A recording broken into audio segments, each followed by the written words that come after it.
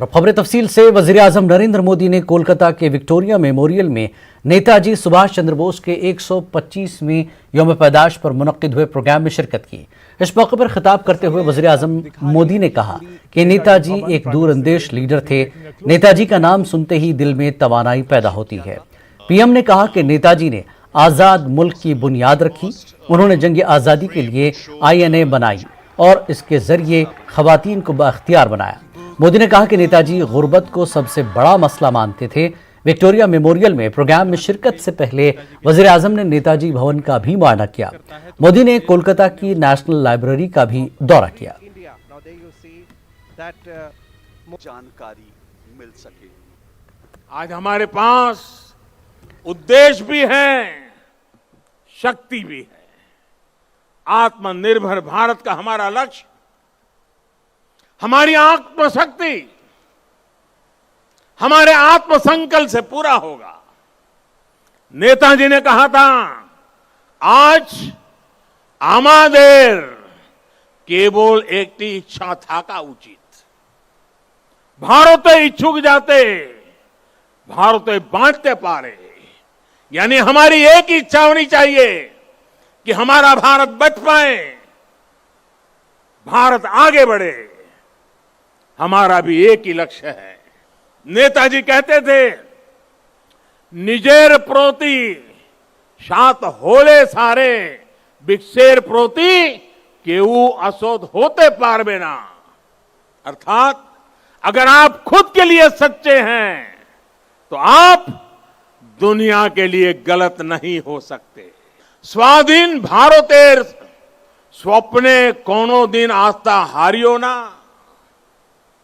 বিশ্বে এমন কোন শক্তি নেই যে ভারতকে পরাধীনানंतर श्रृंखलाएं बेगे रखते समर्थ होवे। यानी आजाद भारत के सपने में कभी भरोसा मत खोइए। दुनिया में ऐसी कोई ताकत नहीं है जो भारत को बांध करके रख सके।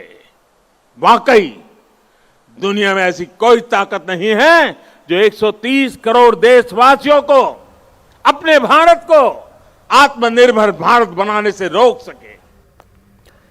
नेताजी सुभाष चंद्र बोस की 125वीं यौम पैदाइश पर कोलकाता के विक्टोरिया मेमोरियल में मुनक्किदा प्रोग्राम में मगरबी बंगाल की वजीर आला ममता बनर्जी बरहम हो गईं।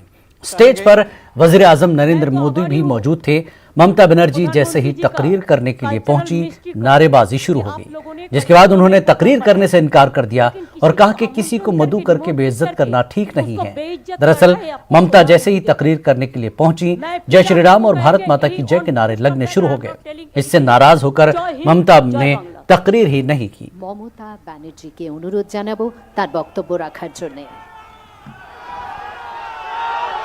आप लोग जरा शांत हो जाएं और इस पावन अवसर पर श्रीमती ममता बनर्जी को मौका दीजिए कुछ शब्द कहने का।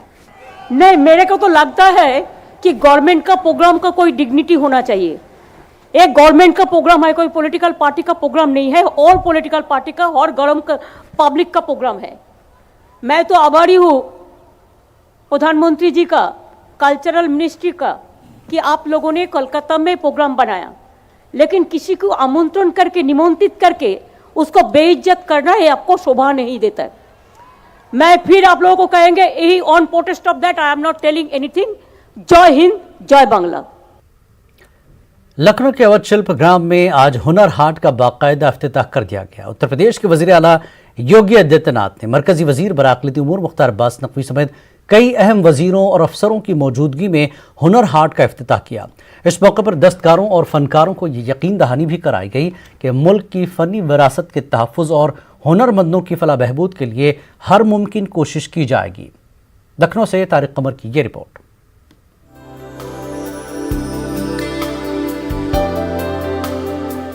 हालांकि उत्तर प्रदेश की राजधानी लखनऊ में लगने वाले हुनर हाट का ऐलान मरकजी वजीर मुख्तार अब्बास नकवी ने कल ही कर दिया था, लेकिन बाज़ाब्ता इफ्तिताही रस्म आज अदा की गई। इस मौके पर नायब वज़ीर आला दिनेश शर्मा समेत कई अहम वजीर भी मौजूद थे। वज़ीर आला योगी आदित्यनाथ ने इस मौके पर लोगों को यकीन दहानी कराई कि मरकजी और रियासती हुकूमतें मुल्क की इस अहम विरासत को बचाने और फन और हुनर को तहफ़्फ़ुज़ फराहम करने के लिए संजीदा हैं। कि आदरणीय प्रधानमंत्री जी की प्रेरणा से माननीय नकवी जी ने इस हुनर हाट के माध्यम से देश के कारीगरों को, दस्तकारों को, शिल्पकारों को उनकी कला और उनकी हुनर को एक नई ऊंचाइयां देने का कार्य किया है। और उत्तर प्रदेश के अंदर भी देश के सभी दस्तकार, शिल्पकार, कारीगर आकर के अपने अपने हुनर का लोहा मनाने और नई पीढ़ी को इस मार्ग का अनुसरण करने, आत्मनिर्भर भारत की ओर अग्रसर करने के लिए जो प्रेरित कर रहे हैं, वो हम सब के लिए अभिनंदनीय है, स्वागत योग्य है। हमारे मुल्क के हर खित्ते और इलाके में अहले हुनर और मुख्तलिफ फ़नून से ताल्लुक़ रखने वाले माहिरीन मौजूद हैं। ज़रूरत इस बात की है कि उन्हें अपने फ़न की नुमाइश के मौके फराहम किए जाएं। साथ ही वो मुराद और सहूलियात फराहम की जाएं, जिनके ज़रिए फ़न और फ़नकार के तहफ़्फ़ुज़ को यकीनी बनाया जा सके। और हमारी हुकूमत ऐसी ही कोशिशें कर रही है। प्रधानमंत्री श्री नरेंद्र मोदी जी का एक संकल्प शुरू से रहा है कि ये जो हमारी दस्तकारी, शिल्पकारी की जो विरासत है वो कहीं लुप्त हो रही है। उसको जो मौका और मार्केट मिलना चाहिए वो नहीं मिल रहा है। और उन्होंने खुद इस बात को कई उदाहरण के तौर से, कई उनके जो अनुभव थे उसके आधार पर हम लोगों को कहा और हमसे और हमारे मंत्रालय से कहा कि इस दिशा में हमें बहुत ही मजबूती के साथ प्रयास करने चाहिए और काम करने चाहिए। हम लोगों ने हुनर हाट शुरू किया और हुनर हाट को हमने देश के हर कोने में प्रमुख जगहों पे, चाहे मुंबई का मेरिन ड्राइव रहा हो, चाहे दिल्ली का इंडिया गेट रहा हो, चाहे अहमदाबाद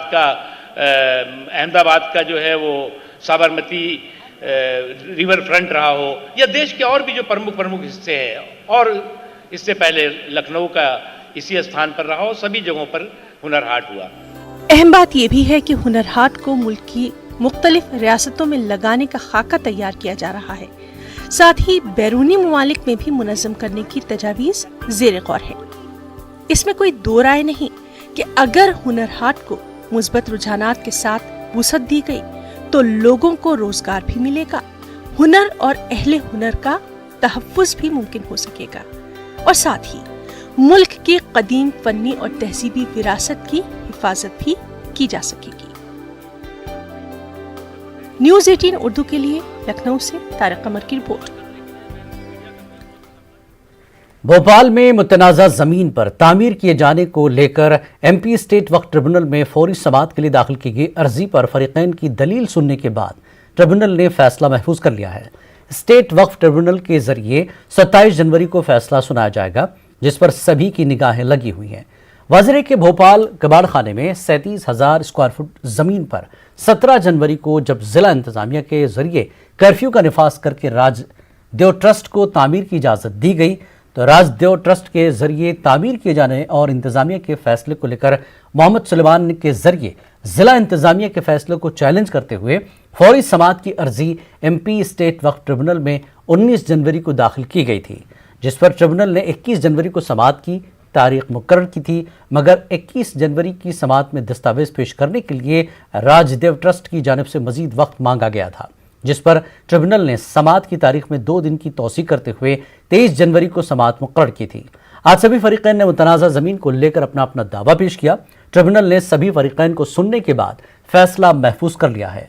फरीकैन के वकील कुछ इस अंदाज में अपने ख्यालात का इजहार करते हैं। आज सारे पक्षकार उपस्थित हुए और सबने अपना अपना पक्ष रखा और सबके पक्ष सुनने के बाद माननीय न्यायालय ने 27 तारीख जजमेंट के लिए ऑर्डर के लिए फिक्स कर दी है।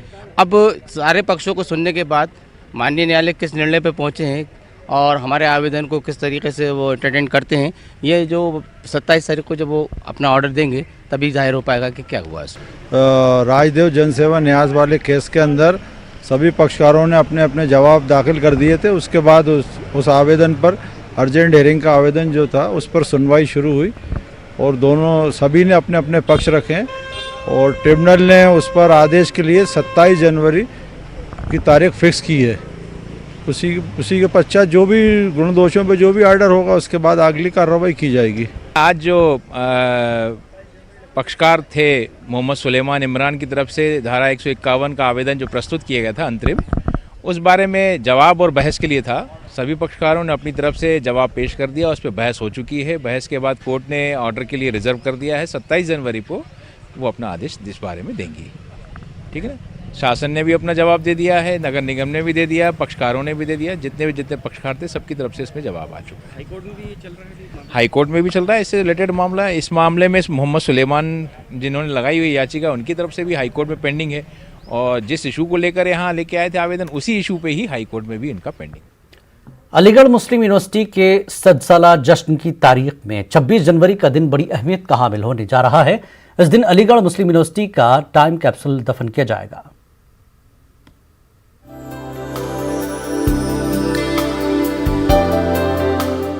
अलीगढ़ मुस्लिम यूनिवर्सिटी की तारीख दरख्शा और ताबनाक रही है। मुल्क की तालीम व तरक्की के फरोग में AMU ने जो किरदार अदा किया है वो तारीख में महफूज है। ये दरसगाह अब अपने 100 साला तारीख को महफूज करने जा रहा है। AMU 26 जनवरी को टाइम कैप्सूल दफन करने जा रहा है। AMU के vice chancellor professor Tariq Mansoor की मौजूदगी में एक ऑनलाइन तकरीब में विक्टोरिया गेट के सामने वाक़े पार्क में टाइम कैप्सूल दफन किया जाएगा, जिसका वजन तकरीबन 1.5 टन और लंबाई 5 फुट है। इसे जमीन में 30 फुट की गहराई में रखा जाएगा ताकि इस कैप्सूल में AMU की 100 साल की तारीख को महफूज किया जा सके। AMU के तर्जुमान डॉक्टर राहत अबरार ने बताया कि इससे कबल 8 जनवरी 1877 को AMU के बानी सर सैयद अहमद खान ने उस वक्त के वायसराय लॉर्ड लिटन की मौजूदगी में मोहम्मदन एंग्लो ओरिएंटल कॉलेज की क़याम की तारीख को महफूज करते हुए 4 टन के कैप्सूल को दफन किया था, जो आज भी दफन है। डॉक्टर राहत अबरार का कहना है कि ये AMU के लिए तारीखी लम्हा है, जब हम 100 साल की तारीख को महफूज कर रहे हैं। योम जमहूरिया के मौके पर 26 जनवरी को सुबह 11 बजे हमारा जो विक्टोरिया गेट है उसके सामने एक टाइम कैप्सूल जो है वो दफन किया जा रहा है। उसके मेहमान खुसूसी वाइस चांसलर हैं और वो ऑनलाइन प्रोग्राम किया जा रहा है। तो इस टाइम कैप्सूल का बुनियादी मकसद यूनिवर्सिटी की 100 साल की जो तारीख है उसको महफूज करना है, और आइंदा 100 साल के लिए ये तकरीबन 1.5 टन का टाइम कैप्सूल बनाया गया है, और जो 30 फुट की गहराई के अंदर उसको दफन किया जाएगा। AMU के टाइम कैप्सूल को दफन करने को लेकर यूनिवर्सिटी इंतजामिया, तलबा और इस यूनिवर्सिटी से जुड़े और मोहब्बत करने वालों में बेहद खुशी है।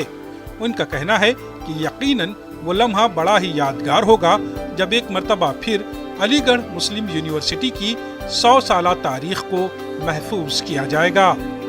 न्यूज़ 18 उर्दू के लिए अलीगढ़ से मोहम्मद कामरान की रिपोर्ट।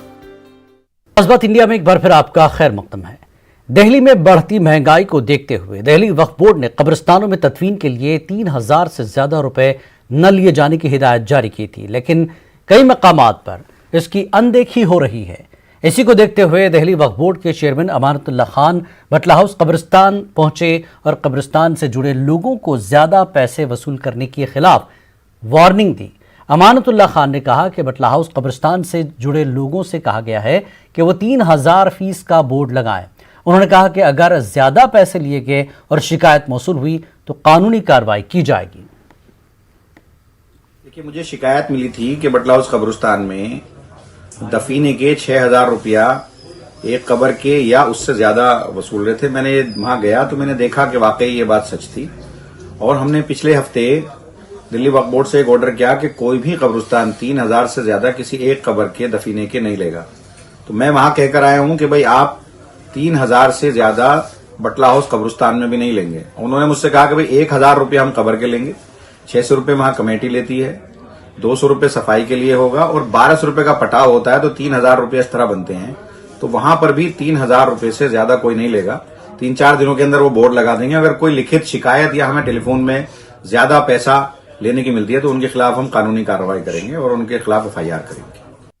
मजलिस इत्तेहादुल मुस्लिमीन अब कर्नाटक में भी अपने कदम जमाने की कोशिश कर रही है। औरंगाबाद के रुकने पार्लियामेंट और MIM के लीडर इम्तियाज जलील ने बेंगलुरु का दौरा किया। इस मौके पर इम्तियाज जलील ने मुख्तलिफ इशूज़ पर मीडिया से बात की। इम्तियाज जलील ने बेंगलुरु के DJ अहली और KJ अहली तशद्दुद मामले में बड़े पैमाने पर हुई गिरफ्तारियों पर तशवीश का इजहार किया। चिंतित थे और हमको भी ये मालूम है कि एक सोची समझी साजिश के तहत एक कम्युनिटी को किस तरह से डिमोरलाइज किया जाए, उसको कैसे कुचला जाए, तो ये एक साजिश के तहत ये सब हो रहा है। कानून का किस तरह से दुरुपयोग किया जा रहा है वो उसकी एक जिंदा मिसाल है। कई सारे हमने जो रिपोर्ट्स ली है उसमें ये हमको पता चला है कि कई बेगुनाह बच्चे हैं जिनका कोई लेना देना नहीं है उस वाक़े के उससे। अगर उस वाक़े के अंदर अगर कोई लोग शामिल है तो ठीक है, कानूनी कार्रवाई हो सकती है।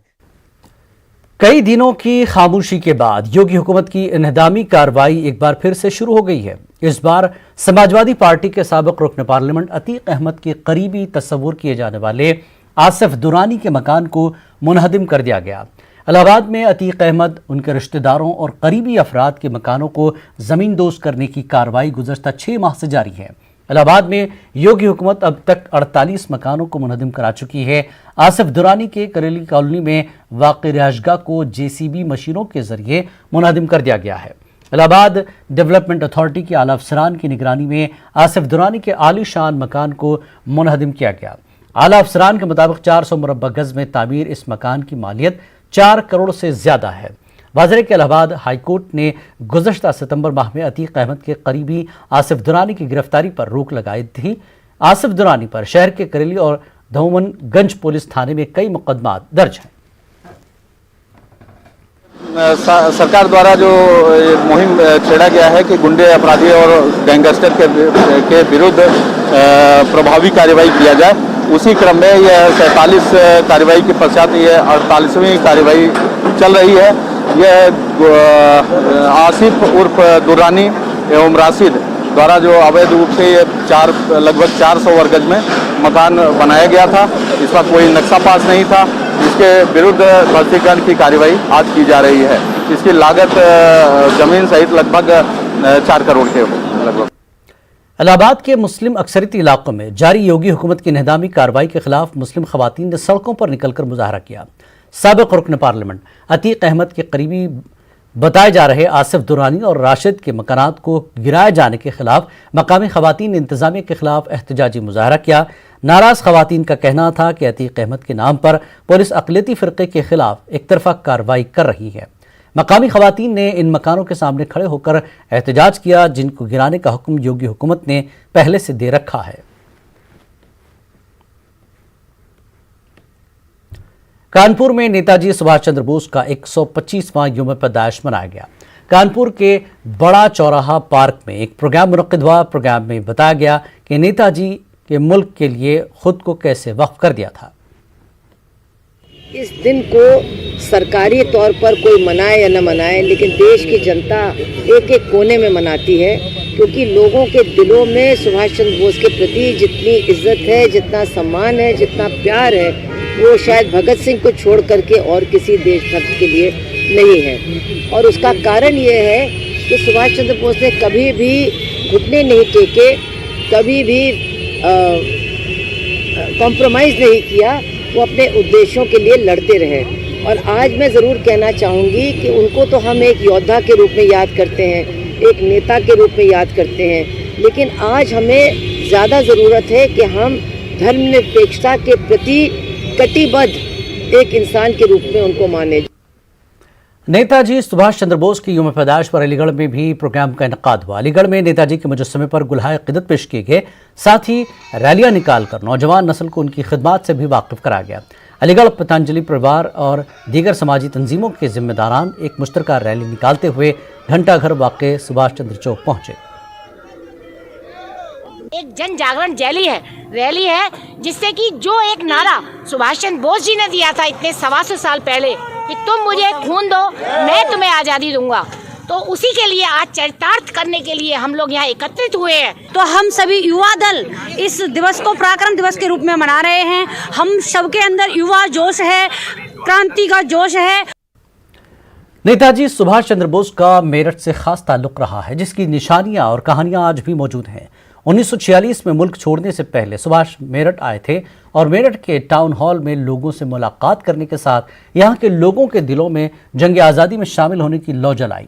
मेरठ में टाउन हॉल और घंटाघर के अलावा यहाँ के म्यूजियम में नेताजी और उनकी आज़ाद हिंद फौज से जुड़ी कई निशानियाँ और नायाब तस्वीरें आज भी मौजूद हैं। जो नेताजी के मेरठ दौरे की यादों को ताज़ा करती हैं।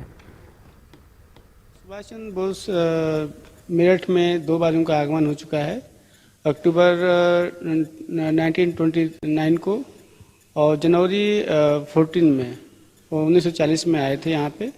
पहली बार जब सुभाष चंद्र बोस यहाँ आए थे तो वो स्वदेशी आंदोलन के प्रचार में आए थे, और दूसरी बार जब 1940 में आए तो उनमें जो एक अपनी विचारधारा थी, फॉरवर्ड ब्लॉक एक संगठन बनाया था, उसके प्रचार और उसकी संगठनों को मजबूत करने के लिए यहाँ पे आए थे। टाउन हॉल में उनकी सभा हुई और उस सभा के अंदर ये कहते हैं कि तिल रखने के लिए भी जगह नहीं थी कहीं। शहर में बाद में घंटा घर जो था उसका नामकरण करने के लिए हमने प्रयास किया और हमने रिजोल्यूशन स्वीकार कराया और उसका नाम नेताजी सुभाष चंद्र बोस द्वारा रखा गया। हिंदू या मुसलमान हो या अन्य किसी भी जाति का वो उनमें से न तो किसी को विशेष फेवर देना चाहते थे, यानी अल्पसंख्यकवाद के भी वो विरोधी थे, और किसी भी प्रकार का उनके अधिकारों का हनन हो इसके भी विरोधी थे। तो इस तरीके से वो एक ऐसे समाज की स्थापना करना चाहते थे जहाँ सबको समान अवसर मिले, जहाँ सबके साथ समान बर्ताव हो, सभी वर्गों के धर्म और संप्रदायों के हितों की सुरक्षा हो और किसी के साथ में इसके आधार पर भेदभाव न हो। अमरावती में कुछ शरपसंदों ने शहर के अमन को खराब करने की कोशिश की। दरअसल शहर के कुछ इलाकों में ऐसे पर्चे फेंके गए जिसमें एक मखसूस मजहब को निशाना बनाया गया, जिसके खिलाफ कुछ नौजवानों ने पुलिस कमिश्नर से मुलाकात करके ऐसे शरपसंदों के खिलाफ सख्त कार्रवाई करने का मुतालबा किया। आज साबुनपुरा मरकज के पास में कुछ शहर के नफरत फैलाने वाले लोगों ने एक लिफाफे के अंदर इस्लाम के ताल्लुक से अभद्र टिप्पणी की है, जिसमें मोहम्मद सल्लल्लाहु अलैहि वसल्लम के ताल्लुक से कुछ बातें गलत लिखी गई है। हम उसका मालेगांव म्यूनिसिपल कॉरपोरेशन के कमिश्नर कई दिनों से अपने दफ्तर में नहीं आ रहे हैं, जिसकी वजह से आवाम के मसाइल बढ़ते जा रहे हैं। मालेगांव शहर जनता दल और महागठबंधन के कारपोरेटरों ने वांटेड कमिश्नर का बैनर लेकर म्यूनिसिपल कमिश्नर के सामने एहतजाज किया।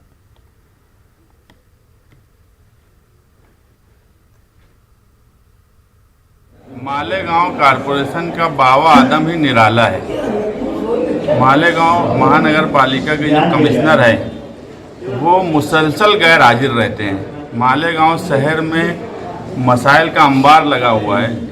आज दावाड़ी ग्राम पंचायत ने अगर बोरवेल और पाइपलाइन डाली है तो उनके ऊपर एफआईआर क्यों दर्ज नहीं की जा रही है, जबकि कमिश्नर ने खुद लेटर दिया कि वो परमिशन ले रहे हैं, मतलब आज उनके पास परमिशन नहीं है। तो ऐसे हालात में हम बहुत मजबूर होकर कमिश्नर का लापता और वांटेड कमिश्नर लिखकर हमें यहाँ बैठना पड़ा, और हम यही चाहेंगे प्रशासन से भी और कि वो कमिश्नर तक हमारी बात पहुँचाए और इस मामले को भी हल करे। अमरावती के मुस्लिम अक्सरियत इलाके बदहाली का शिकार है। मुख्तलिफ समाजी और मिली तंजीमों की जानिब से इस बदहाली को दूर करने की मांग की जाती रही है, लेकिन इंतजामिया की जानिब से कोई कदम नहीं उठाया जा रहा है। इसी को लेकर आज राजवीर तंजीम की जानिब से बल्दिया का घेराव किया गया और इलाके की बदहाली दूर करने की मांग की गई।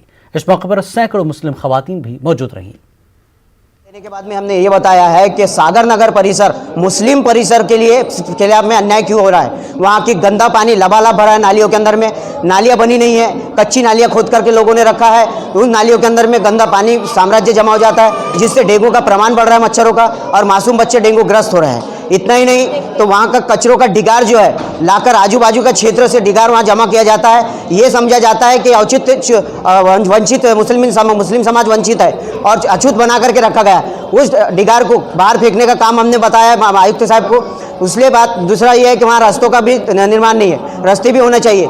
इस पर हमको माननीय आयुक्त साहब प्रशांत रोड़े साहब ने अभी आम सभा से आकर के आश्वासन दिया है कि मैं संबंधित विभाग के अधिकारियों को, बांधकाम विभाग के अधिकारियों को और सफाई कर्मचारियों को निरीक्षण के लिए आपके यहाँ भेजूंगा, और वो निरीक्षण के लिए भेजने के बाद ये आपका काम पूरा होगा। हमें कोई आश्वासन दिया। अगर डॉक्टर भीमराव अंबेडकर यूनिवर्सिटी आगरा से तालीम हासिल करने वाले एलएलबी के तलबा गुज़श्ता 22 दिन से एहतजाजी मुजाहरा कर रहे हैं। उनका मुतालबा है कि इम्तिहान के नतायज में 85% तलबा को फेल कर दिया गया है। जब आज आगरा यूनिवर्सिटी के वाइस चांसलर अलीगढ़ धर्म समाज कॉलेज पहुंचे तो तलबा ने उनका घेराव करते हुए ज़बरदस्त नारेबाजी की। इस दौरान कॉलेज इंतजामिया और तलबा के दरमियान तकरार हुई। लिखित परीक्षा कराई जाए, जिस पर वीसी साहब सहमत नहीं है। उन्होंने डिसीजन ले लिया है, वहाँ पर कानूनी उसमें वो है अड़चन है, क्योंकि जिसमें इस बुलेटिन में फिलहाल इतना ही। आदाब।